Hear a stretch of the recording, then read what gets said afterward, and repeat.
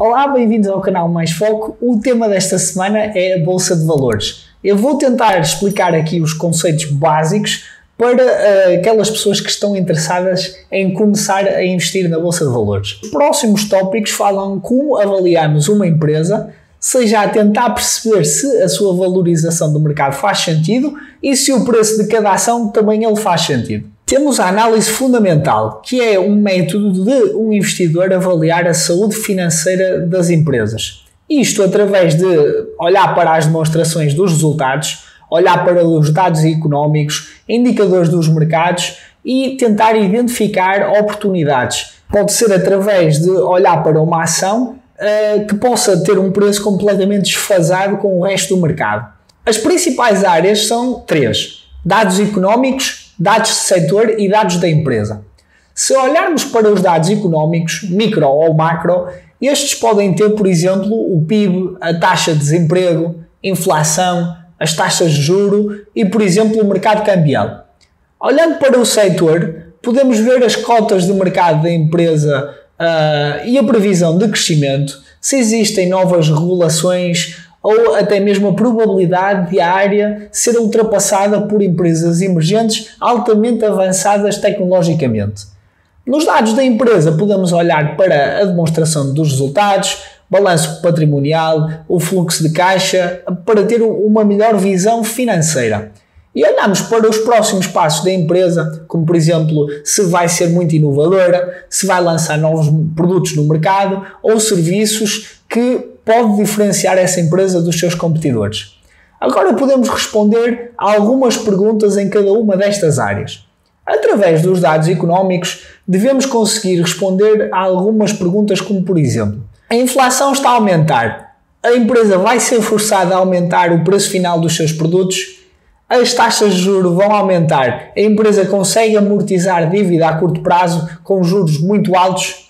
Através dos dados de setor, podemos perguntar se a área vai ser afetada com um aperto em regulação.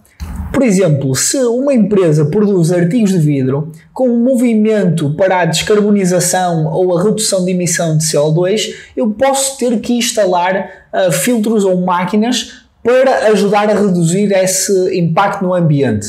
No setor financeiro, por exemplo, os bancos centrais estão a exigir que os rácios de capital sejam maiores. Ou até mesmo o nosso governo pode aumentar impostos em produtos como o açúcar, e então o que é que isso significa para a área da comida e da bebida? Em dados da empresa podemos fazer algumas perguntas como: a empresa está a faturar mais e o lucro? Está a aumentar a dívida e os ativos também?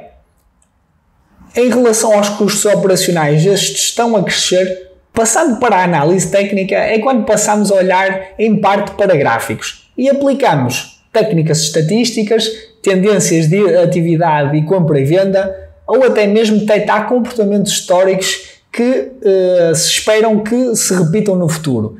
Isto pode ser a curto, médio ou longo prazo. Portanto, existe a premissa que comportamentos passados se irão repetir no futuro, como um padrão. E então, muitos investidores tentam descobrir quais são os padrões mais relevantes. Existe o conceito ou a profissão hoje em dia de day trading, que é fazer trading durante o próprio dia e normalmente quando o mercado fecha, todas as suas posições também estarão fechadas.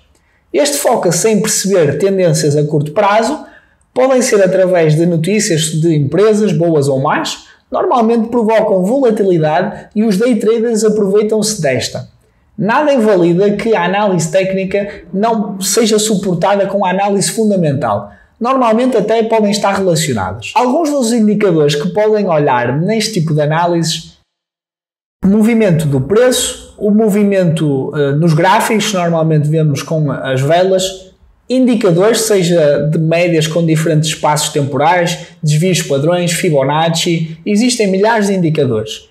E níveis de resistência e suporte, que isto é identificar certas áreas de preços onde haverá muita força compradora ou vendedora.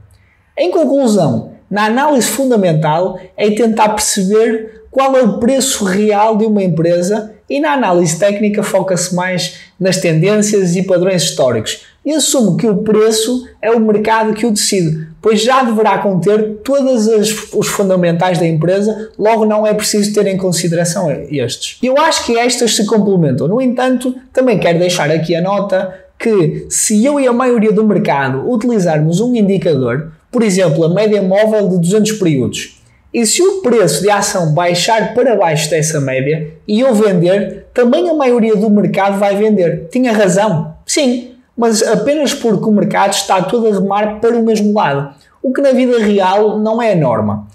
Se isto ficar demasiado inclinado, certamente essa empresa vai ficar muito mais barata depois de toda a gente ter acabado de vender. Se calhar alguém também pode comprar a um bom preço, pois acredita que essa baixa de preço foi muito mais forte do que era suposto.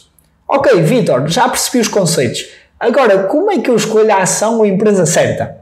Primeiro é preciso perceber se vocês querem ser um investidor ativo ou passivo, pois nem toda a gente consegue ser um excelente analista de gráficos ou perceber da parte financeira de uma empresa. Investidor ativo avalia empresas uma a uma, tenta descobrir se uma empresa está desvalorizada face ao seu real valor e compra a um preço baixo e vende a um preço alto. Ou que todos os dias salta para os gráficos e tenta perceber as tendências nos gráficos, efetuando compra e venda de forma a ter lucro. Por sua vez, um investidor passivo é uma pessoa que compra uma empresa que pode ser ou estar bem estabelecida no mercado ou que ele conhece muito bem.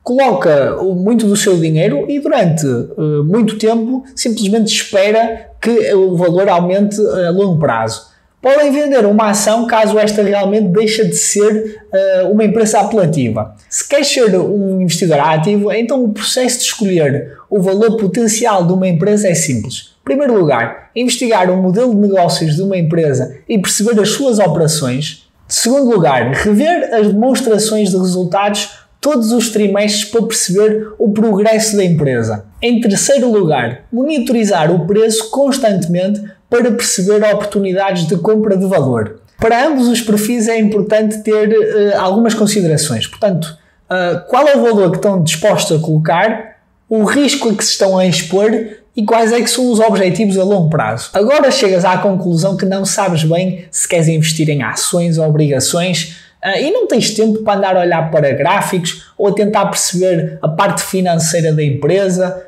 a regulação, se o futuro é bom ou é mau. Então há uma forma perfeita para investir, através de ETFs ou planos de poupança-reforma.